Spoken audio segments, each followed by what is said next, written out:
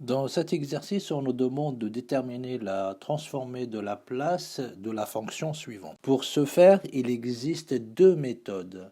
Une méthode par le calcul de la transformée de la place et une autre méthode qu'on appelle la décomposition élémentaire. Et c'est celle-ci qu'on va utiliser dans cet exercice.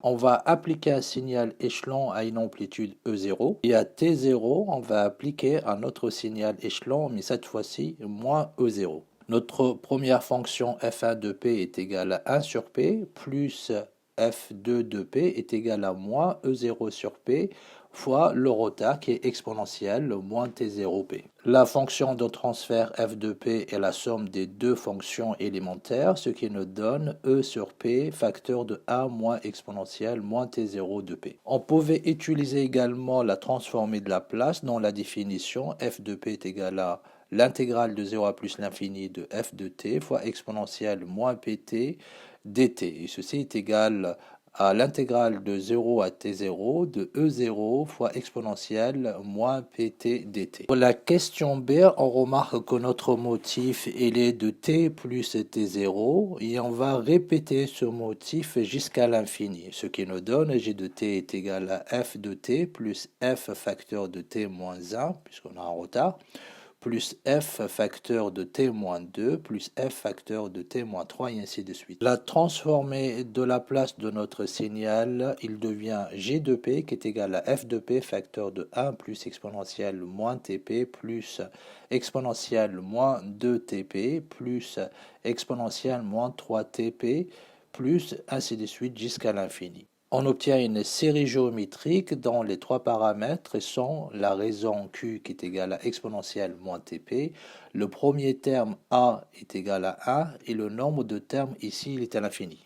La somme des termes d'une suite géométrique vaut Sn qui est égal à A, le premier terme sur 1 moins la raison, soit 1 sur 1 moins exponentielle moins tp.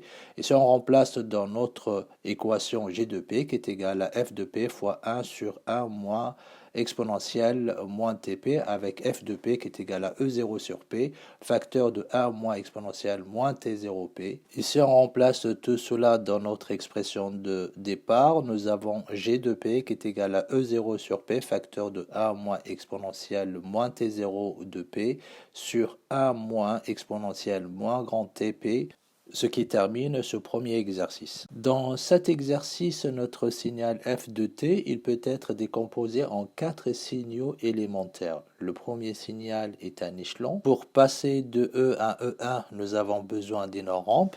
Puis on va utiliser une rampe négative à partir de T1. À T2, on va appliquer un échelon d'amplitude moins E1.